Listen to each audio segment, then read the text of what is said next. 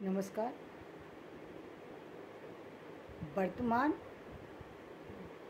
भविष्य और 1900 से पूर्व की स्थितियाँ क्या थी, कैसा समय था। तो मैंने इस पर पहले वीडियो बनाया है जिसको बीच में इस पर किसी कारण स्पेस की कमी होने के कारण वो कट गया, तो दोबारा से मैं स्टार्ट कर रही हूँ।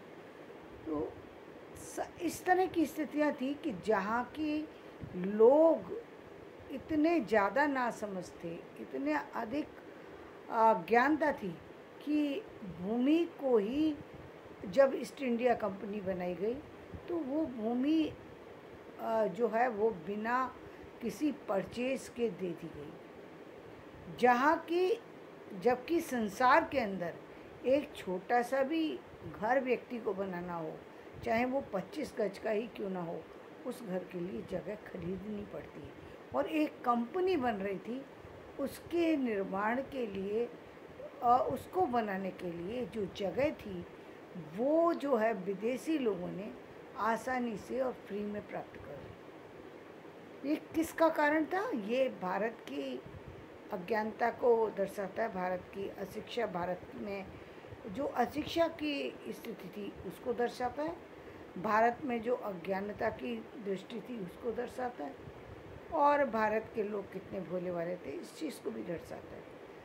वहीं ये भी दर्शाता है कि उस समय सन 1600 में जो इंग्लैंड की स्थिति थी वो इतनी मैच्योर स्थिति थी कि वहाँ पर लोग रिसर्च कर रहे थे।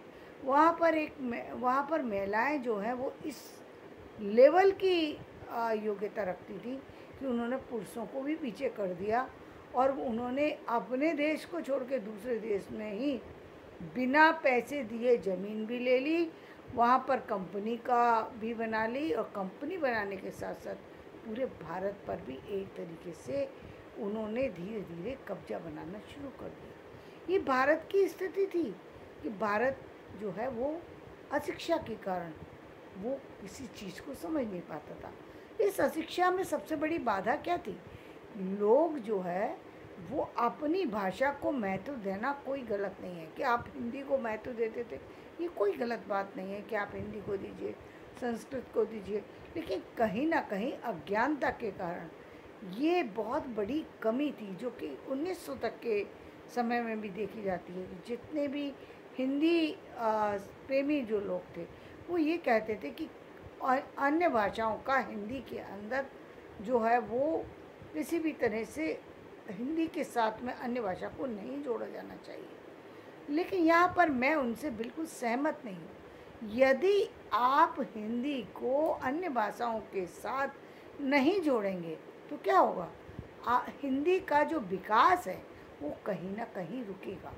जब आप भारत के अंदर जब वो हिंदी जिस क्षेत्र में जाती है वहाँ की बोली हो जाती है, वहाँ की भाषा का प्रभाव उस पर आ जाता है, तो विदेश में जाकर यदि विदेशी भाषाओं का प्रभाव उस पर आ गया क्या फ़र्क पड़ेगा? चाहे इंग्लिश का है, जापानी का है, जर्मन का है, कोई और लैंग्वेज का है, क्या फ़र्क पड़ेगा?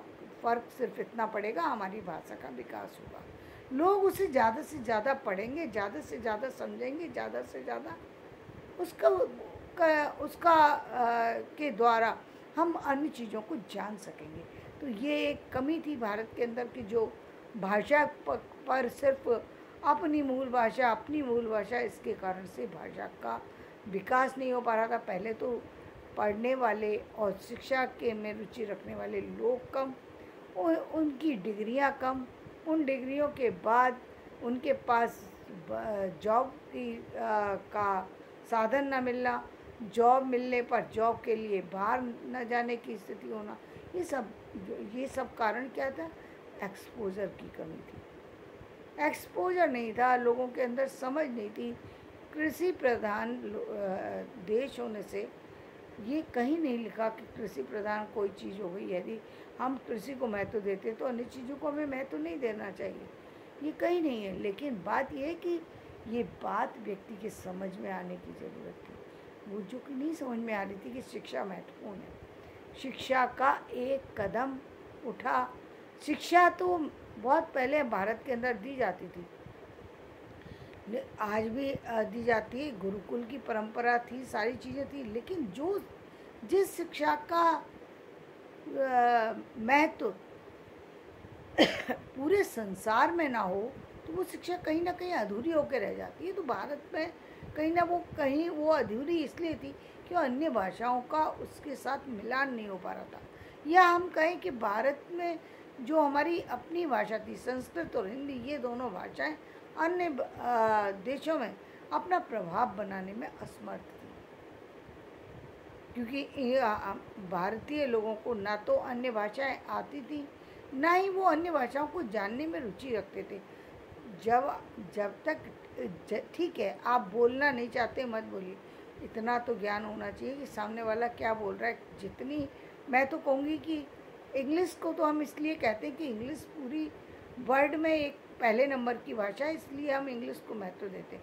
लेकिन इसके अलावा भी जितनी भाषाएं आप सीख सकते हैं, उनमें ज्ञान रख सकते हैं, तो कोई गलत नहीं है, क्योंकि पुस्तकों का अध्ययन कभी बेकार नहीं जाता। आपको पता लगेगा कि किसी भी देश के अंदर क्या चल रहा है, तो वह उस समय की स्थिति से पता लगता है कि लोगों के अंदर अज्ञानता कूट कूट करके भरी थी, जिसके कारण से सामाजिक स्तर जो है वो बढ़ ही नहीं पा रहा था। आर्थिक स्थिति मजबूत होते हुए भी भारत की अवनति हुई। भारत के लोगों का के अंदर योग्यता होते हुए भी कहीं ना कहीं उसका प्रदर्शन, उसकी जो कुशलता थी, कौशलता थी, वो सामने नहीं आ पा रही थी। उनके अंदर कहीं ना कहीं वो एक, जो हम बार बार कहते हैं कि सिस्टम से वो दूर जा रहे थे, सिस्टम को महत्व नहीं देते थे। आज भी नहीं देते हैं लोग, सिस्टम बहुत मायने रखता है। यदि महत्व ना नहीं रखता होता तो लोग इस पर कार्य नहीं करते। ये बहुत ज़रूरी चीज़ है, लेकिन समझ में तब आती है ना व्यक्ति को, जब उसको जब उससे गुजरता है। जब तक व्यक्ति गया नहीं, तब तक वो दूसरी चीज़ों को गलत ही ठहरा देता है। ये भी नहीं होना चाहिए, ये भी नहीं होना चाहिए, मतलब बाहर की जितनी चीज़ें उसको लगती है, जहाँ जहाँ वो कम हो सकता है, वो अपने आप को कम करने की कोशिश करता है, जो नहीं होना चाहिए। लेकिन ऐसा ही भारत के अंदर ऐसा ही था, जो अब हम देखते हैं 1900 से लेके और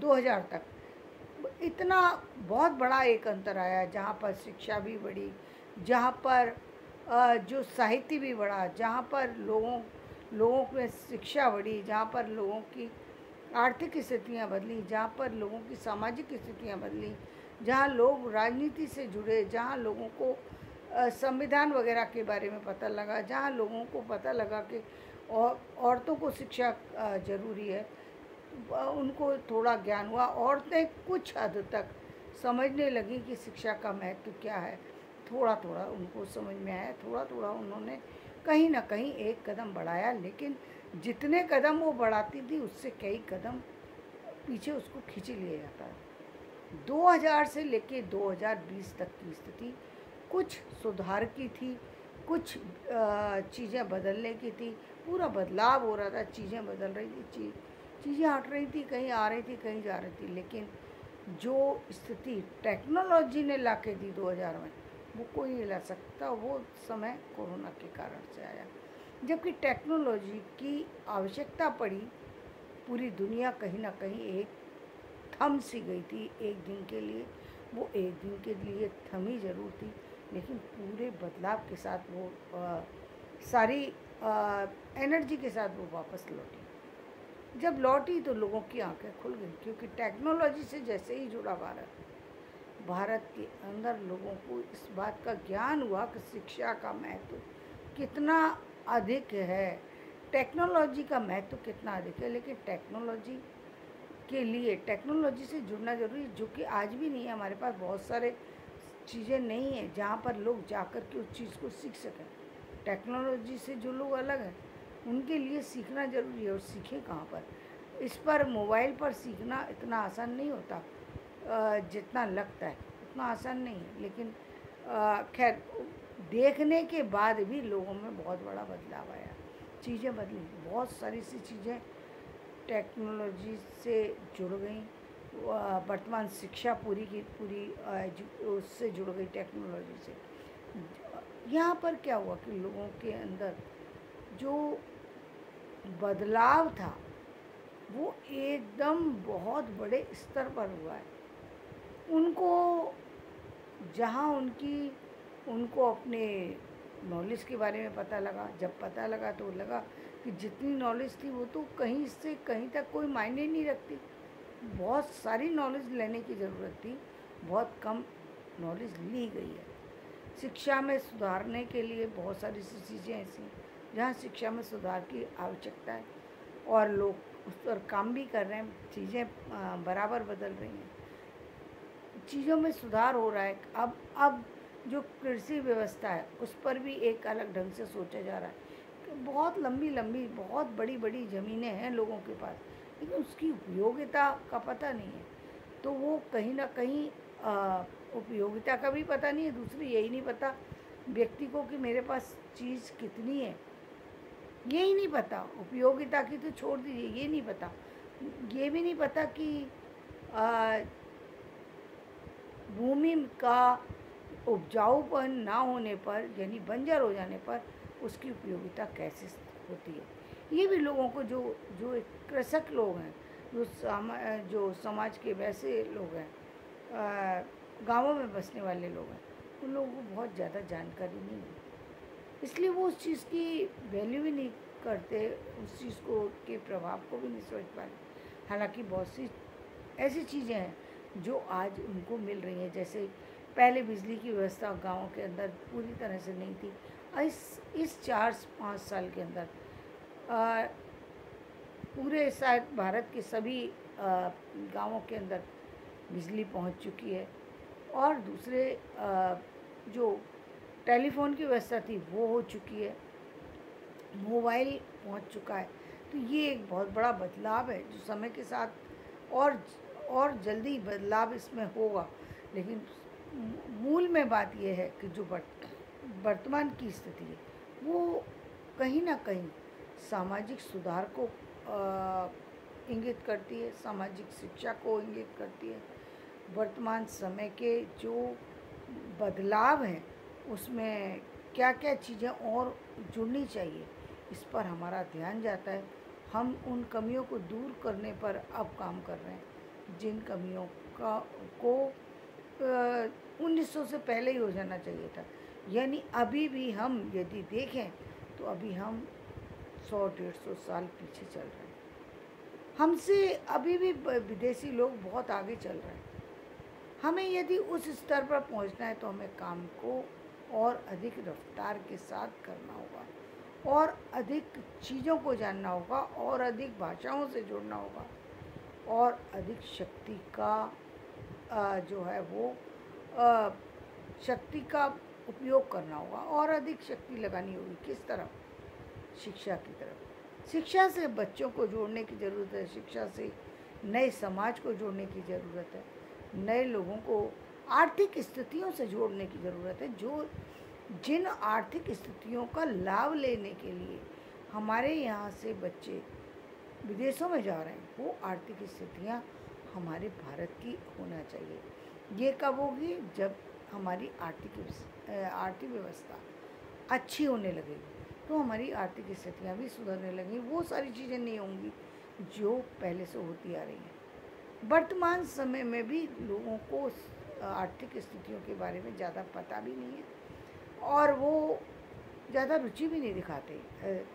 आज भी गाँवों की तरह से ही उनकी जो आर्थिक स्थितियों को लेकर जो सोच है वो आज भी गांव को लेकर है, शहर को लेकर नहीं है। क्योंकि आज भी लोग उस तरफ गए नहीं हैं, वो सोच ही नहीं पा रहे कि कितना बड़ा बदलाव हो चुका है। उनको पता ही नहीं कि विदेशों के अंदर सैलरी क्या है, देश के अंदर क्या मिल रही है, कंपनियां कैसे काम करती हैं, वो सारी चीज़ों की जानकारी नहीं है। ये पुरुष समाज में नहीं है तो स्त्रियों के अंदर बदलाव और अन्य लोगों के अंदर कैसे होगा? तो इस सब के लिए ज़रूरत है कि थोड़ा थोड़ा बदलाव लेकर के आएँ और जितना भी ज़्यादा शिक्षा के माध्यम से, मोटिवेशन के माध्यम से और अन्य माध्यमों से जिस तरीके से भी बच्चों में सुधार लाया जा सके, इस समाज में सुधार लाया जा सके, उसके लिए कार्य करना चाहिए। धन्यवाद। मेरा वीडियो पसंद आए तो इसे लाइक करें, शेयर करें, सब्सक्राइब